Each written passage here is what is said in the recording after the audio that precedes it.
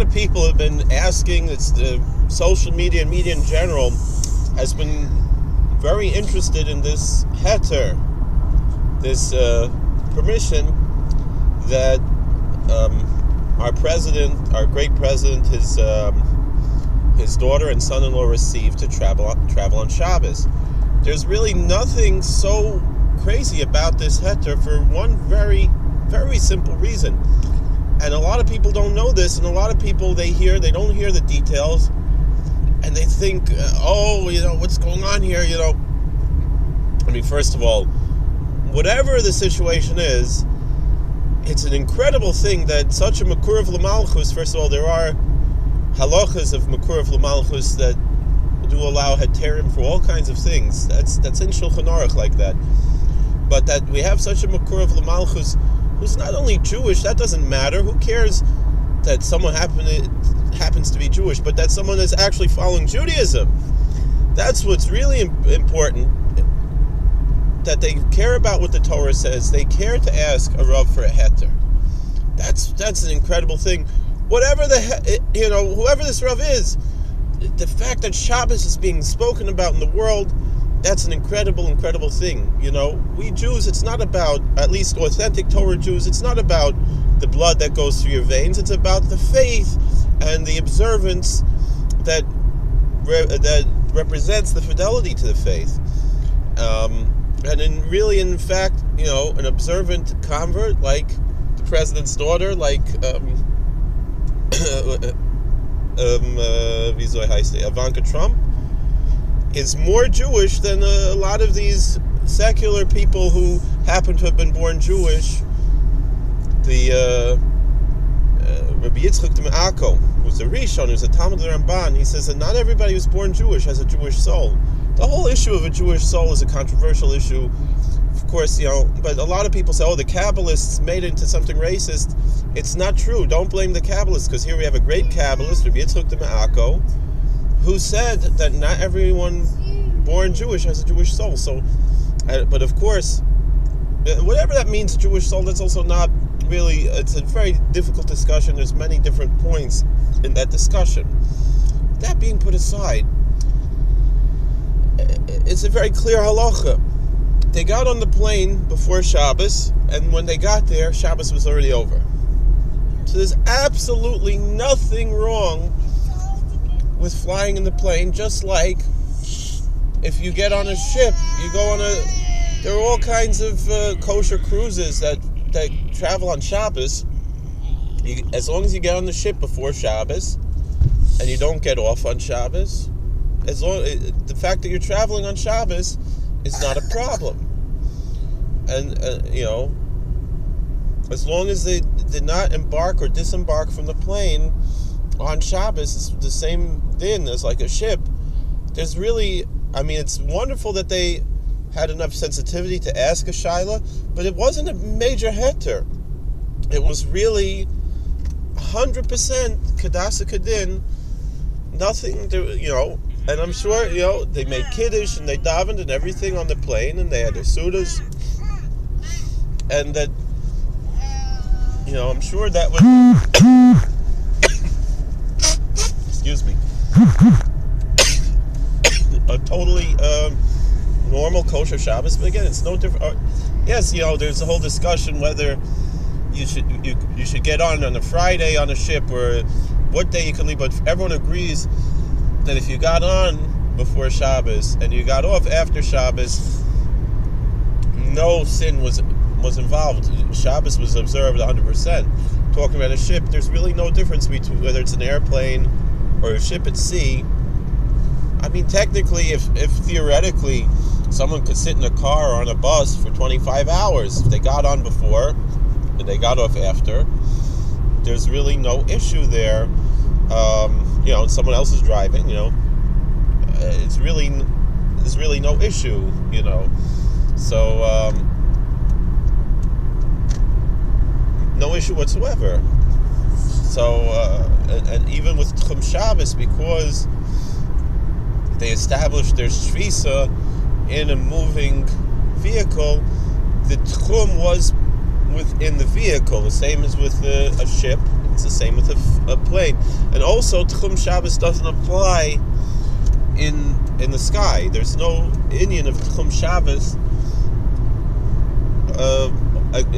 Tchum Shabbos only applies on the ground. When flying, there's no halacha of Tchum Shabbos. So, this is a very clear halacha. It's a Mishnah, that says, all right, you should get on the ship, Wednesday the latest, but if you have to for Dvar Mitzvah, you could get on Erev Shabbos, as long as you're not getting off on Shabbos. It's the same thing. So, and here, the fact of the matter is the way that they were flying made the Shabbos shorter, but where they left, it wasn't Shabbos yet when they left, and where they arrived, it was Shabbos. Shabbos was over after they arrived. So I think it's actually a beautiful thing. It's quite inspiring, actually.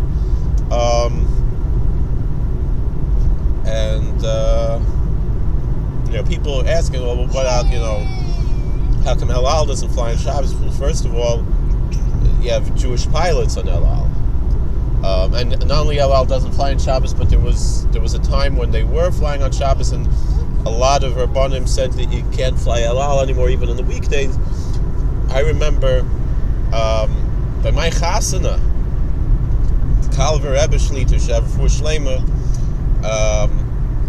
he was supposed to go to Eretz Yisrael. I asked him to be Masar Kedushin my chasana, but he had plans to go to Eretz Yisrael, and he canceled his plans not for me. He canceled his plans because at the time El Al, there was some issue of Chilul Shabbos, and Rav Wozner, Zuchus Yigaleinu, told him he shouldn't fly El Al, and gefolgt, and that was. But that's a whole different story, because also, if the pilot's Jewish, that's a problem. Then you can't, even l'chayra, if the plane took off before Shabbos, literally after Shabbos. It's a whole different story. You could ask what malacha is actually involved during the in-flight time. Right, that's. But there's other issues involved there, and obviously, for something like that, and it wasn't important, wasn't a Dvar Mitzvah like this. There was also a Dvar Mitzvah, but here we're talking in a weekday. They were boycotting El Al, which slowing sich anyway. There's a lot what to say about that, but now it's not the time. But anyway, as far as the President's family goes, it was absolutely no issur whatsoever, and it's shocking the types of comments.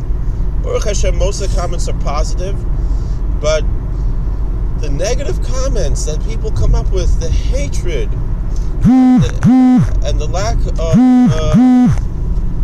very simple, things like, Dan L'Kaf Zchus, you have to judge people favorably. What happened to being Dan L'Kaf Zchus? What happened to V'yaftem Es Agir? What happened to all these things that the Torah expects of us? No, instead people write these negative comments. It's not Torah-dik. Anybody who thinks they're being a kanoi, writing nasty comments of Vus's Nayas and things like that, they're really being stupid, it's really I have to say Chazor Bach, I have to give a teichacha on such a thing. We have to be mechiach, have to be moiche, because that's not what an Erlich Yid does, to go and to make these nasty comments on Vusanayas and things like that. There's no tachlis like that. Especially you don't know. Go do your homework. Find out what you're saying first before you say something stupid. Everyone's like, "Oh, which Rav gave you the heter, this and that, blah blah blah." All right, it's really none of your business. I remember I saw a video of Meir Kahana, Zichron Levracha, Hashem Yimkum Damai.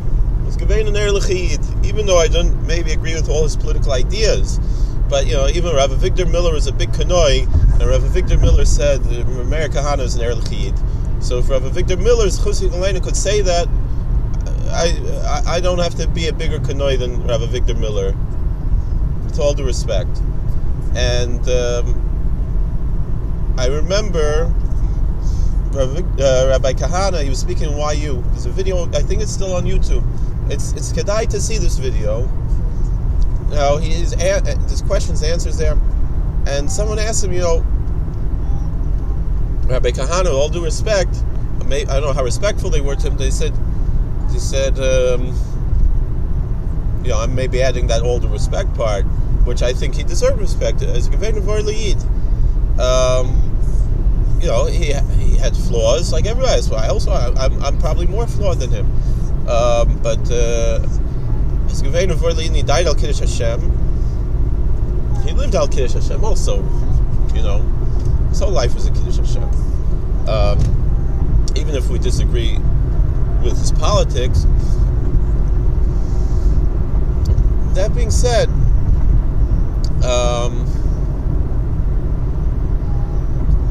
Meir Kahana, they asked him, many of the Gedolei Yisrael disagree with your shittas. And he said, of course, that's how Judaism works. We don't have a Sanhedrin now. He said, if all the Gedolei Yisrael gave one psak, and the Belzer Rav or a dayan from Belz that the Belzer Rav approves of, whatever, gave a different psak, but it was kehalocha.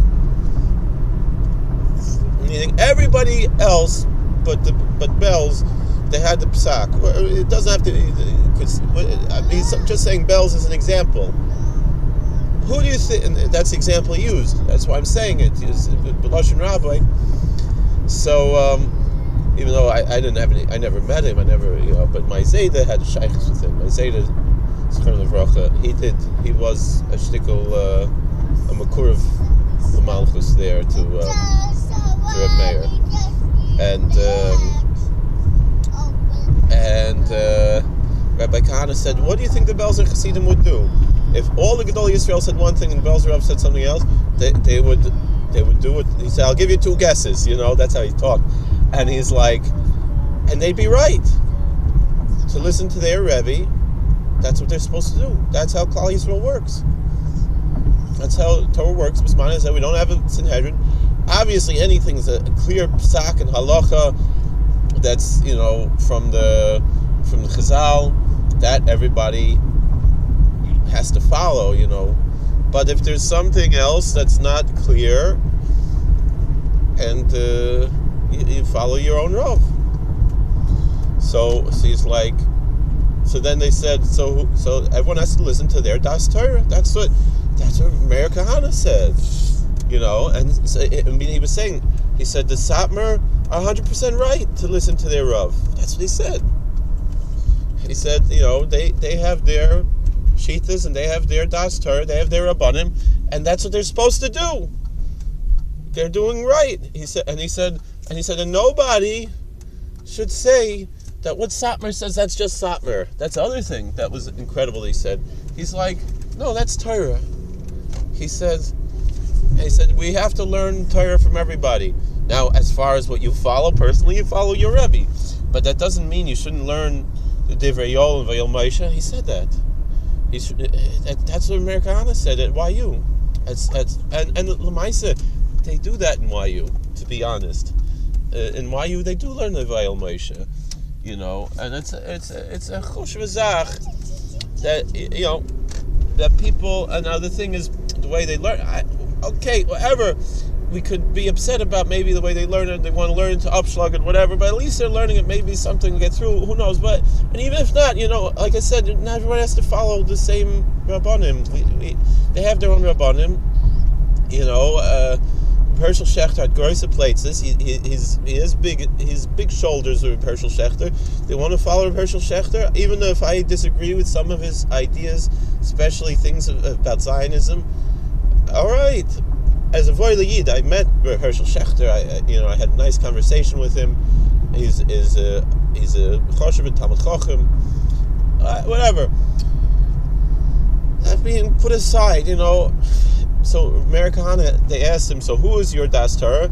And this is why I said, it's none of your business, And it's true, it's nobody's business. But in the end, he said he would go to. He said, I know how to learn myself. When I have a kasha, I have a shaila, I'm not sure what to do. Then he says he goes to who was it? It wasn't Rav Yosef. It was Rav Mordechai Eliyahu. I remember Mordechai Eliyahu. I met him. Also, he was one of the few people who gave haskamas to Meir Kahana's Sfarim. But Meir Kahana was very makusher to him, and actually, he was also very makusher to Pinchas Steinberg, Pinchas Steinberg,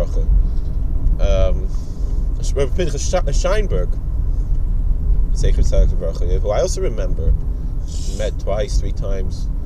I actually remember. I think there was one chasana. I was at a chasana. There was another chasana there, and I think Rav Steinberg or Mordechai Eliyahu were both at the chasana. But anyway, that's the whatever.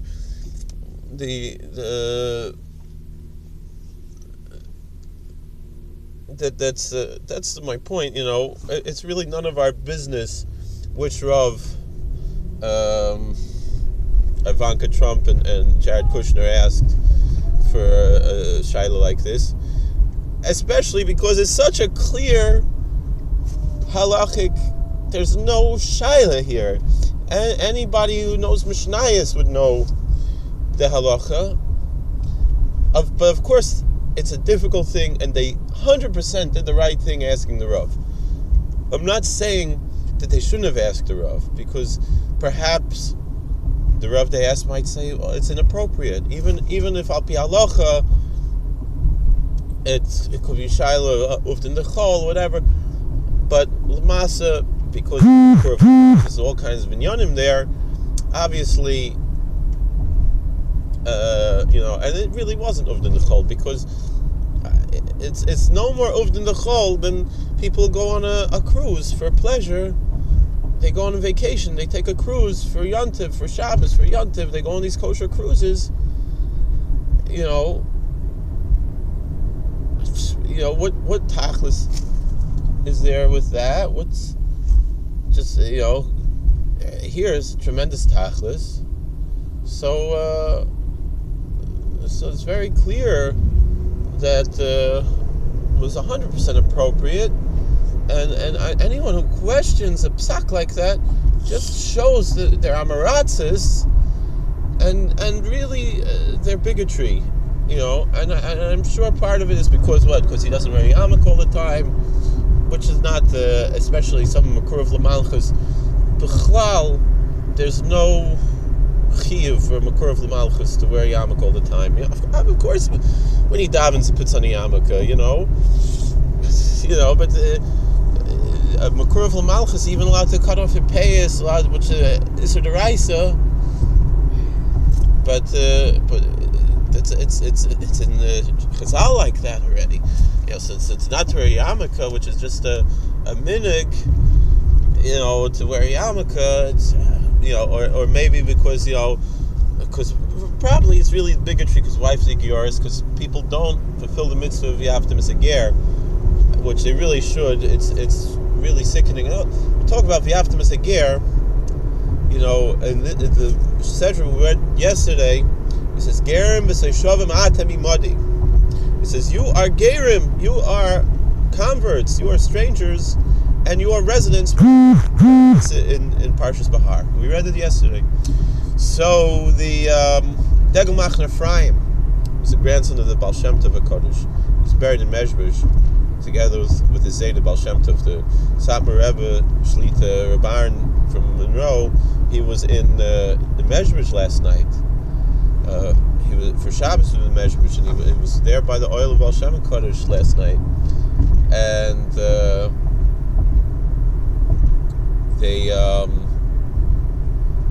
the Degel mostly is quoting his Zayda, which often was actually channeled literature. He didn't, because he was a little kid when Baal Shem Tov was nifter, and he most of what he learned from the Baal Shem Tov was supernatural. I mean, I don't want to say supernatural but it was it was not b'chaim chayusa. It was not in this world.